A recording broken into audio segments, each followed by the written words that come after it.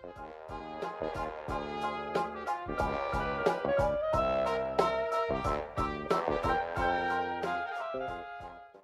a tutti, benvenuti su Minty Taro. In questo video voglio presentarvi un mazzo di tarocchi che ho comprato penso un anno fa, una cosa del genere, e che si chiama I tarocchi delle mille e una notte dello Scarabeo. Questo è la scatolina, che è di cartone semplice, come molti mazzi dello Scarabeo. E la storia di questo mazzo, praticamente cosa ha fatto lo Scarabeo è quello di riprendere dei quadri, delle illustrazioni fatte da un pittore francese orientalista che si chiama Léon Carré, un pittore del 1800, quando andava appunto di moda l'orientalismo. E questo pittore aveva appunto illustrato il libro delle mille e una notte e le edizioni dello Scarabeo hanno ripreso queste illustrazioni per appunto illustrare il mazzo dei tarocchi. Se non lo sapete, ma penso è abbastanza nota. Comunque l'orientalismo è uno stile di pittura soprattutto dove ci si concentra molto su il Medio Oriente, su la cultura araba, orientaleggiante, però appunto con uno spirito un po' fantasioso, nel senso sia un po' l'idealizzazione di questa cultura, di questo mondo, e quindi non è che sia appunto uno stile molto realistico, è un po' da fiaba appunto, e quindi si prestava molto a illustrare il libro delle mille e una notte ovviamente. E per chi ama appunto la cultura araba o orientale in generale, io lo consiglio molto perché è un mazzo che fondamentalmente ogni lama è un quadro e quindi sono delle lame bellissime. A me piace molto la cultura araba, ho anche avuto modo di vivere in alcuni paesi arabi per un po' di tempo e sono affascinata da questa cultura un po' come appunto gli orientalisti per un certo verso. Quindi quando ho visto questo mazzo l'ho subito comprato. Allora, ve lo illustro, mettiamolo qua. Eh, Vedete che più o meno questo è un po' meno di una mano, però sono abbastanza lunghe. Questo è il retro e iniziamo con gli arcani maggiori, l'ho messo in ordine. Questo è il numero 0, il matto, come vedete. Sono dei quadri e tutti sono circondati, tutte le lame, da questi disegni un po' da tappeto turco, che diciamo è un po' un problema perché rendono le illustrazioni all'interno un po' più piccole del necessario. Senza questa cornice da tappeto orientale sarebbero un po' più grandi, ecco. Questa è la papessa, vedete come sono veramente belli anche i colori. Eh, Segue questo mazzo di tarocchi il simbolismo del Rider-Waite-Smith, quindi riprende molto. Ci sono alcune cose un po' differenti, vedremo più tardi. La giustizia l'ho trovata un po' diversa, la chiamano armonia. C'è anche un libretto di istruzioni abbastanza micro, dove però appunto trovate la interpretazione di ciascuna carta in maniera succinta. Questa è la carta degli amanti, vedete, questo è il carro.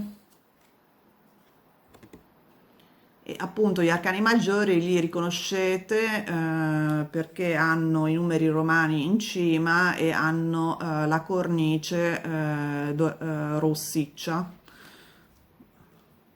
Questo è la ruota della fortuna che è rappresentata anche sul retro delle carte.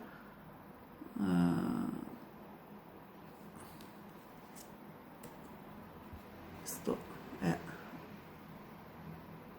l'appeso che senza essere appeso è comunque legato, vedete? C'è una corda, una catena e quindi è comunque un indice di qualcosa che non ci fa muovere, appunto. No, è stato fatto un lavoro molto importante per selezionare le illustrazioni più adatte. Eh, Questo è il diavolo, le istruzioni più adatte a ogni lama. Questo è il numero 16, la torre, vedete che qui appunto per far avere il senso della paura si è utilizzato il simbolo di un mostro marino.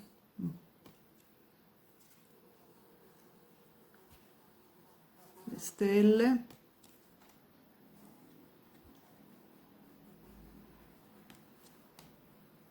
Il cielo così rosato, che è il cielo che prevale in quasi tutte le illustrazioni, è qualcosa veramente di estremamente poetico. Questo è l'angelo del giudizio e questa è la carta del mondo. E questi sono appunto gli arcani maggiori che sono contraddistinti appunto dal numero romano e dalla cornice rossa. Invece qui iniziano gli arcani minori, queste delle coppe, che vedete il simbolo delle coppe qua, i numeri romani, scusate, i numeri arabi in cima e la cornice celeste. Questo è l'asso di coppe, 2, 3. Ovviamente non hanno delle illustrazioni molto sempre in linea col simbolismo del Rider-Waite-Smith, ma come dico, uno si deve lasciare ispirare dall'illustrazione stessa in maniera intuitiva perché ci aiuta a leggere meglio le carte, cioè anche se uno non si ricorda benissimo i significati standard, l'importante è appunto farsi ispirare dalla illustrazione.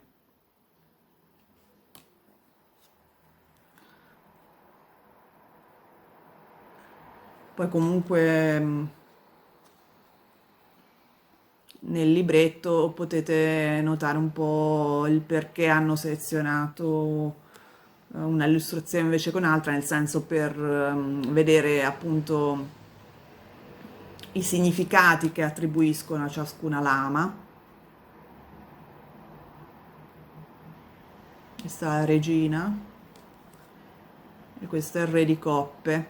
Vedete che ai lati poi avete i nomi della carta in varie lingue.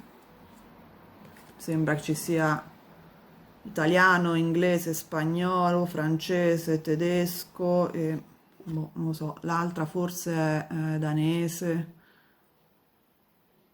Questa è la carta di spade, non so se vedete c'è una spada qua, da cui riconoscete, questo è l'asso. Questo è il 2.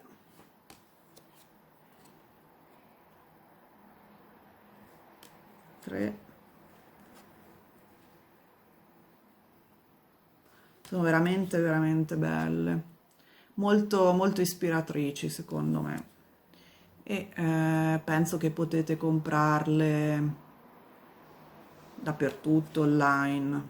Adesso nei negozi, nelle librerie esoteriche non l'ho visti, non sono molto molto popolari. però online secondo me potete trovarli. Questo è il 9, no? L'incubo notturno, il 10 di spade, questo è il paggio che guarda, osserva, il cavaliere di spade, la regina e finalmente il re di spade. Poi abbiamo il seme di bastoni che è dato da questo simbolo qua, questo è l'asso, vedete nella natura, il 2 di bastoni, aprirsi, no, al mondo, il 3 di bastoni, guardate che cielo, è bellissimo. A me personalmente fa veramente venire voglia di tornare in questi posti. Non so voi. Allora, questo è il 5. Vedete, il 5 ha un'interpretazione un po' diversa, il 5 di bastoni nel senso più mediazione, più discussione, meno lotta, no? Un po' come appunto un venire a patti, un cercare di capirsi.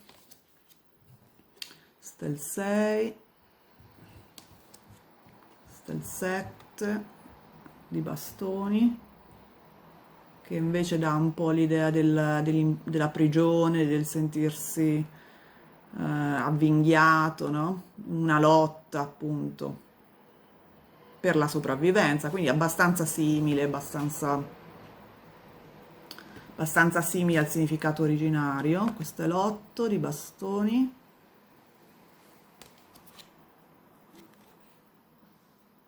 9, 10, vedete questo senso di una sfida più grande di noi, il valletto o il paggio, cavaliere, carino con questo turbante, la regina e poi il re di bastoni. Adesso finalmente abbiamo i denari. Questo seme è appunto simboleggiato dal simbolo dei denari in cima, questo è l'asso, 2. Il 2 è un po', credo che intenda questo fiume che si divide in due, no? Appunto la scelta, calma e ponderata, perché c'è un signore che suona il flauto. Il 3,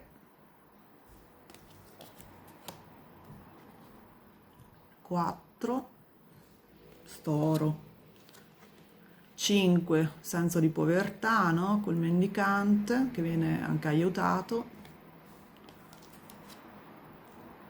6, 7, 7 di denari che è un po' più sulla decisione da prendere, sulle scelte da fare, più che su qualcosa che cresce. 8, 9, bellissimo, questa abbondanza, no? Da sorgente. 10,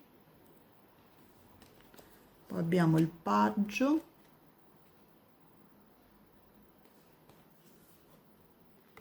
cavaliere, la regina e il re. Allora, il libretto delle istruzioni dentro è un po' scarno, come ho detto, c'è un paio di carte in più.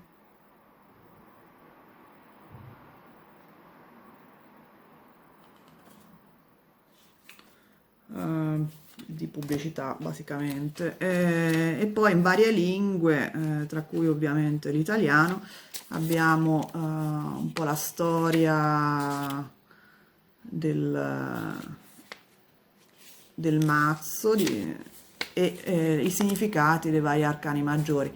Vedete che per esempio la giustizia la chiamano armonia, perché l'illustrazione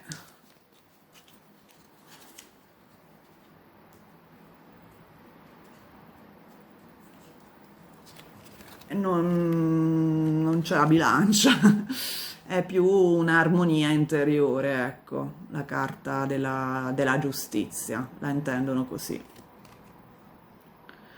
di pace, di armonia. E poi avete i significati molto scarni, sia a livello al dritto che al rovescio degli arcani minori, e avete anche un metodo di divinazione che si chiama il giardino di Shahrazad, che è la signorina, la ragazza che appunto raccontava queste storie per salvarsi la vita, le storie della Mille e una notte. Bene, spero che questo mazzo vi sia piaciuto come è piaciuto a me, fatemi sapere nei commenti se volete comprarlo, cosa ne pensate. Se vi è piaciuto questo video vi invito a mettere il like, iscrivervi al canale e soprattutto attivare la campanella per non perdere i prossimi video e noi ci vediamo presto. Ciao!